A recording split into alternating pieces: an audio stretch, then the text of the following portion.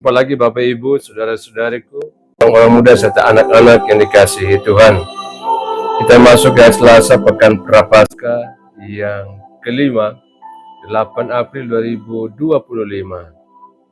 Mari kita merenungkan bacaan suci untuk memperoleh inspirasi bagi perjalanan ziarah iman kita. Dalam nama Bapa dan Putra dan Roh Kudus. Amin. Tuhan bersamamu. Inilah Injil suci menurut Yohanes. Dimuliakanlah Tuhan. Sekali peristiwa Yesus berkata pula kepada orang banyak, "Aku akan pergi dan kamu akan mencari aku, tapi kamu akan mati dalam dosamu. Ke tempat aku pergi tidak mungkin kamu datang." Maka kata orang-orang Yahudi itu, "Apakah ia mau bunuh diri?" Dan karena itu dikatakannya, "Ke tempat aku pergi tidak mungkin kamu datang." Lalu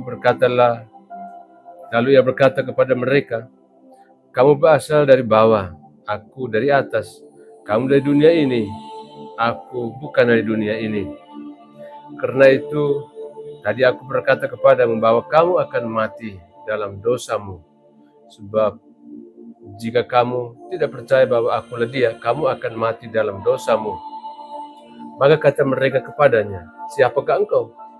Jawab Yesus kepada mereka, "Apa yang kukatakan kepadamu dari semula. Banyak yang harus kukatakan dan kuhakimi tentang kamu. Akan tetapi Dia yang mengutus aku adalah benar, dan apa yang kudengar dari Dia, itu ia kukatakan kepada dunia." Mereka tidak mengerti bahwa ia berbicara kepada mereka tentang Bapa. Maka kata Yesus, "Apabila kamu telah meninggikan Anak Manusia, barulah kamu tahu bahwa akulah Dia, dan bahwa aku tidak berbuat apa-apa dari diriku sendiri, tetapi aku berbicara tentang hal-hal sebagaimana diajarkan Bapa kepadaku. Dan Ia yang telah mengutus aku, Ia menyertai aku. Ia tidak membiarkan aku sendiri, sebab aku senantiasa berbuat apa yang berkenan kepadanya." Setelah ia mengatakan semuanya itu, banyak orang percaya kepadanya. Demikianlah sabda Tuhan. Terpujilah Kristus. Bapak Ibu, saudara-saudari penikasi Tuhan, dalam perjalanan panjang umat Israel menuju tanah terjanji, mereka kembali jatuh dalam sikap yang sering kita kenal juga dalam hidup kita, yaitu mengeluh. Dalam bacaan pertama hari ini, bangsa Israel bersungut-sungut terhadap Allah dan Musa karena keadaan yang mereka anggap tidak nyaman.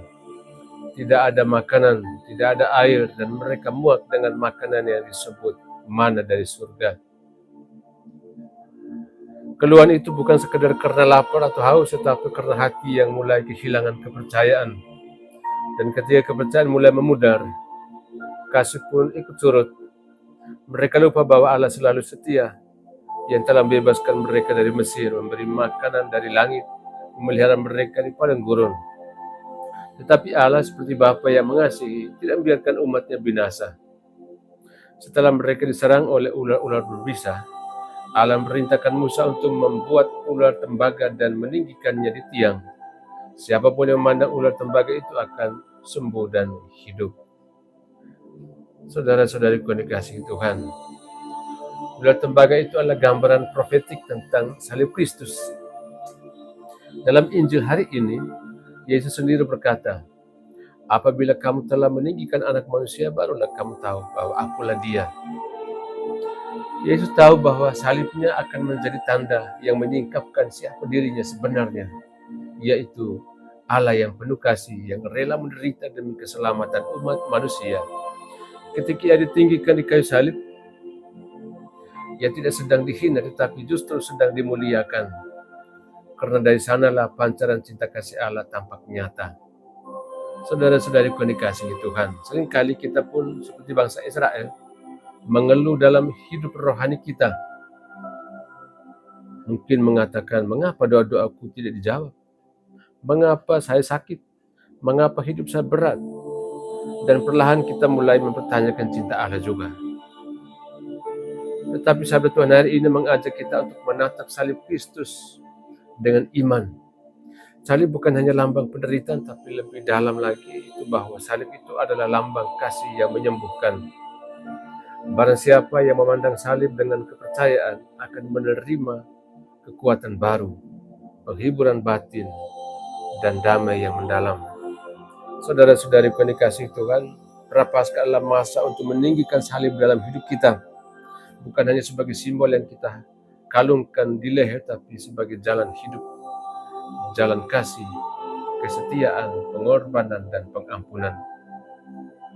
Maka marilah kita bertanya ke dalam masing-masing diri kita, apakah saya sudah memandang salib dengan iman? Apakah saya percaya bahwa di balik luka dan penderitaan ada cinta Allah yang bekerja untuk kebaikan saya? Apakah saya bersedia menyalakan terang harapan bagi sesama yang sedang berada dalam padang gurun kehidupannya?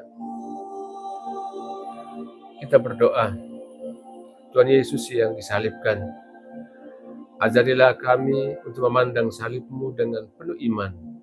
Saat kami lelah, kecewa, dan merasa sendiri, ingatkan kami bahwa Engkau telah lebih dahulu menderita dan kini berjalan bersamaku.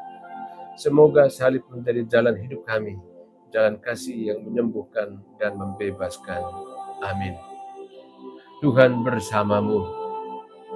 Semoga kita sekalian, semoga kita kenangkan dalam doa-doa kita dan usaha-usaha kita senantiasa dilindungi, dibimbing, dan diberkati oleh Allah yang Maha Kuasa, Bapa dan Putra dan Roh Kudus. Amin.